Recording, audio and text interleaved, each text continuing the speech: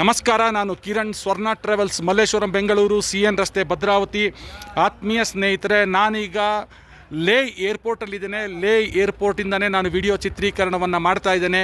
ಸುಮಾರು ಬೆಳಗ್ಗೆ ನಾವು 5 ಗಂಟೆಗೆ ಬೆಂಗಳೂರಿಂದ ಹೊರಟ್ವಿ. ನಾವು ಸೀದಾ ಬಂದು ಲೇ ತಲುಪಿದ್ವಿ. ನಾವು ಲೇ ಪ್ರವಾಸಕ್ಕೆ ನಮ್ಮ ಪ್ರವಾಸಿಗರೊಂದಿಗೆ 30 ಜನ ಬಂದಿದ್ದೀವಿ. ಟೋಟಲ್ 3 ಗಾಡಿಗಳಲ್ಲಿ ನಿಂತಿದೆ. ಇದು 3 ಟೆಂಪೋ ಟ್ರಾವೆಲರ್. ಒಂದೊಂದು ಟೆಂಪೋಗೆ 10 ಜನ ಥರ 3 ಟೆಂಪೋಗಳನ್ನ ನಾವು ಆಯೋಜನೆಯನ್ನು ಮಾಡಿದ್ದೀವಿ ಇಲ್ಲಿ. ಇದನ್ನು ನಾನು ಈ ವಿಡಿಯೋ ಚಿತ್ರೀಕರಣದಲ್ಲಿ ತೋರಿಸ್ತಾ ಇದ್ದೇನೆ.